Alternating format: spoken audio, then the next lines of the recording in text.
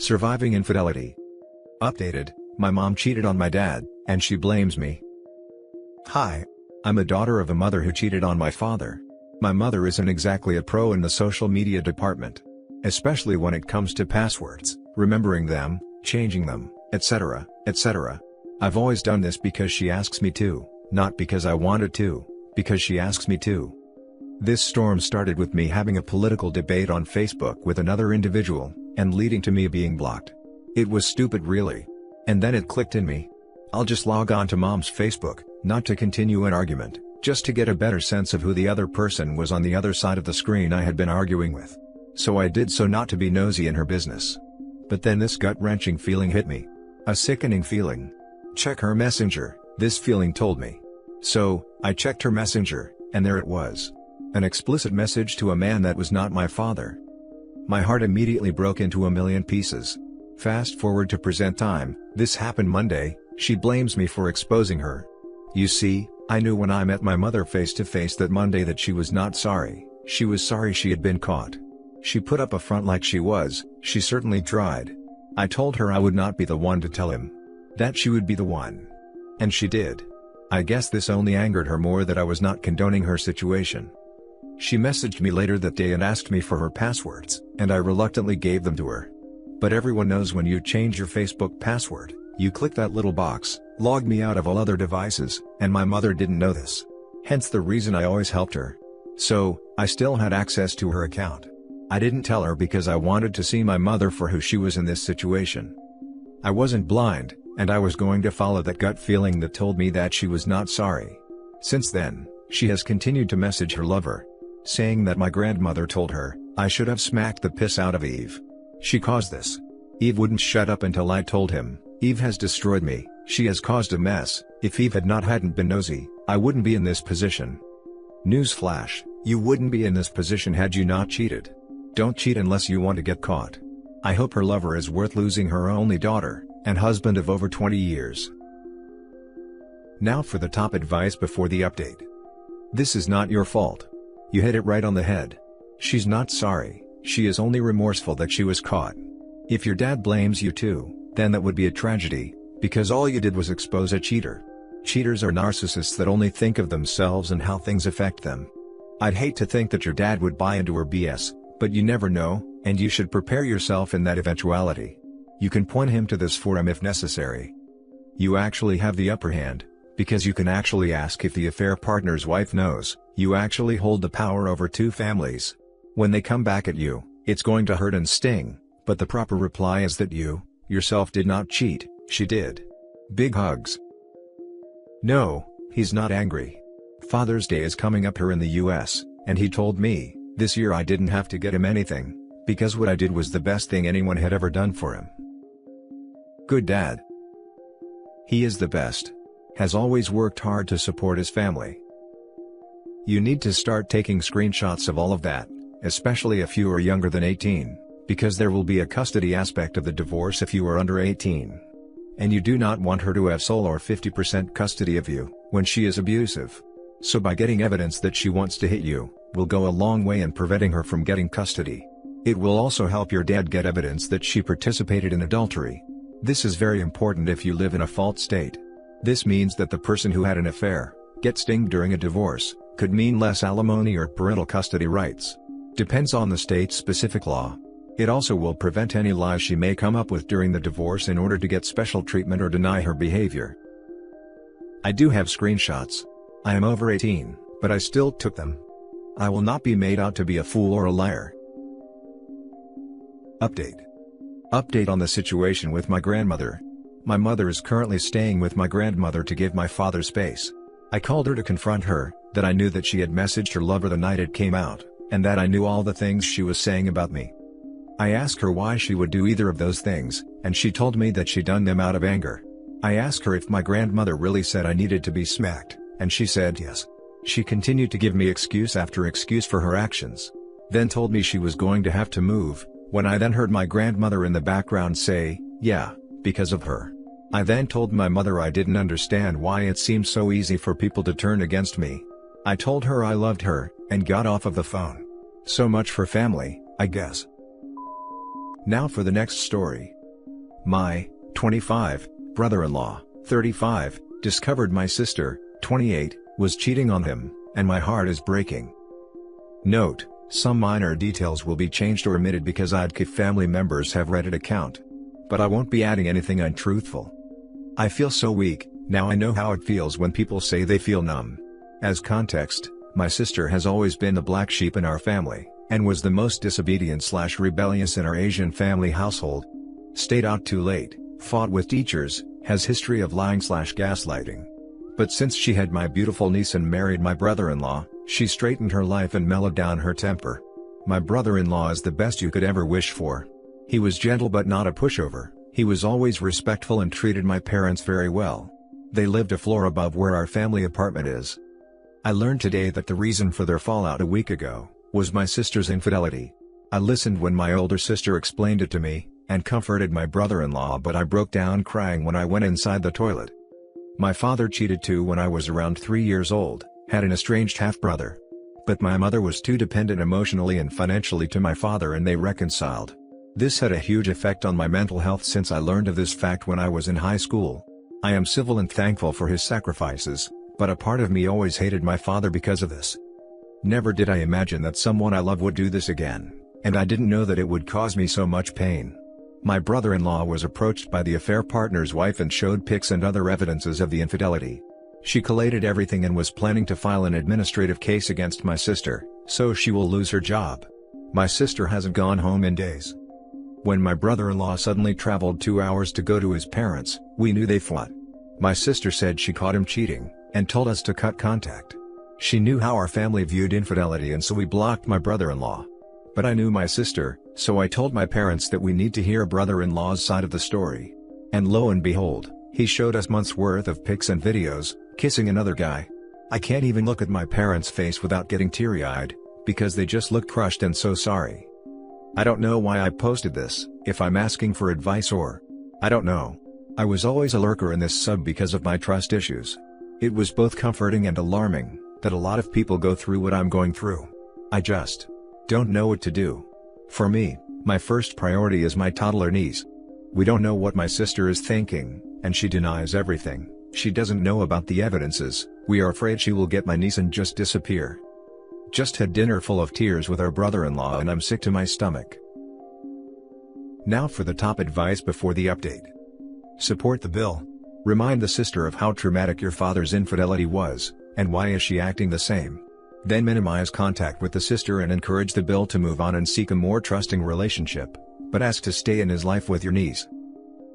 The first thing I did when I saw my brother-in-law, I hugged him and apologized. He was so close to our family, and he was the first brother we had. We're 4 girls in the family. I will never forget his heartbroken and worn-out face. My sister is just a wall, even to us. We were all close, but this always happened when she messes up. Trouble, nasty confrontation, reconciliation, peace, and another trouble. Through it all, we forgave her and had a strong sister's bond. However, her pride is too strong and I don't have the strength to fight with her anymore. My other sisters and I are all angry at her, but I'm just... my mind and body are just tired. We don't even know where she is. My parents and sisters are still trying to contact her now. From our conversation, I think my brother-in-law is trying to reconcile. Not 100% sure. After he learned of the affair, he waited for her to confess. Called her and asked if she had anything to confess. She said nothing. He said all he wants is to talk to her honestly. I don't know if my sister is trying to process the mess she is in, and I don't know if she wants to reconcile or not. I hate thinking my niece will grow with a broken family, but if it were up to me, I hope they won't get back together. I think they will end up fighting all the time, always suspicious, and that's what I grew up with. But I don't think I can tell my brother-in-law what to do right now. Answering this question has made me realize the reason for posting this rant. It's because I am so confused right now, between loving and hating my sister, feeling so guilty towards my brother-in-law, and siding with my family, not because anyone is telling me to, but because my sister is my family. Maybe that's why I feel this way. This is an important reminder that cheating victimizes more than just the spouse or the children. It abuses entire families. You need to support your sister, but that means some very tough love. Supporting her means calling her out when she tries gaslighting, blame shifting, and anything else short of full accountability for what she's done, and how it has impacted those she loves. Tell her you love her and that's why you're not participating in her nonsense about it. Your first sentence was the first trigger to my tears, because my brother-in-law also said this to me when we were talking about the affair partner's wife, his parents, my parents, and just the huge number of people affected by my sister's infidelity. I know the hate and anger I'm feeling will subside, just like it did the previous times, and I will continue to love my sister. I never held back saying mean things to her if they were true, and emphasized on how the consequences also include hurting us, our parents, her family. I am dreading the confrontation and am scared about the end result, but it is inevitable that in the end, no matter how many profanities I throw out, I can't ever hurt her or leave her. My only advice would be don't turn your back on him. My brother's wife cheated, and eventually he was able to get over the heartbreak, but what he couldn't get over was losing her family. He was very close to her family, especially her mom, and they just forgot he existed after his wife left him. You don't have to be his best friend, but let him know he isn't worthless and didn't deserve this. Thank you for bringing this up. When my fiancé was outed as being a cheater, only my soon-to-be mother-in-law reached out, but eventually stopped, because she couldn't deal with knowing what her son had done. It killed me more, because not only did I lose 4 years of my life, but I was abandoned by people who I loved and now miss. It hurts to be ignored by people who you saw as family when you're the victim. Now for the first update. After reading the comments, I would like to clarify some things. No, I do not have romantic feelings for my brother-in-law. My father is a disciplinarian and the only guy in the family. We are 4 girls, so when we got a gentle and caring brother, he became a welcome male figure in our lives. He taught me how to drive, never hesitated to leave work when my sister called him for guy help. He has bonded with some of my boyfriends, and intimidated the creeps. It was refreshing, this kind of dynamic. We felt comfortable because he wasn't dad and we could trust him easily because he wasn't a temporary fling. He showed us that he was family. He never told us he loved/cared for us, but he showed us. And so did we. I am the official babysitter, because whatever I had going, I can cancel if it means I get to take care of my niece. We bonded a lot through the years and she means the world to me. My parents and sisters feel the same way. My niece grew up in an extended family setup, and so it is almost impossible to keep a problem to yourself. Everyone would try to offer help and you just have to ask for help or convey that you can solve it yourself.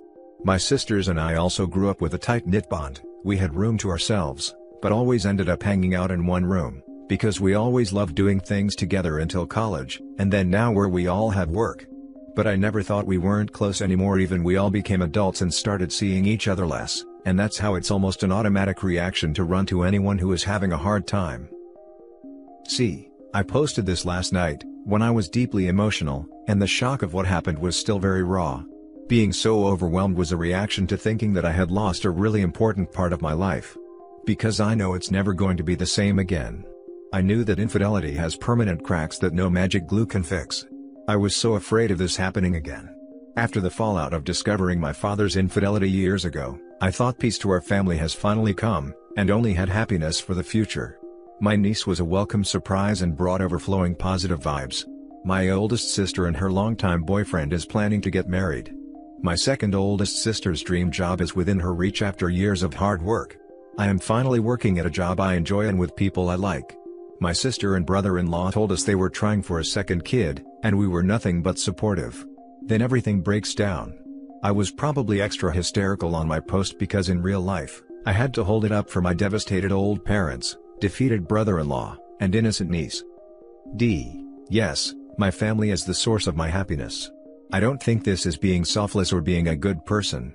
For me, that's how it's normally supposed to be. This was how I grew up. I will drop everything I have going on, if it means I can be with the person I love.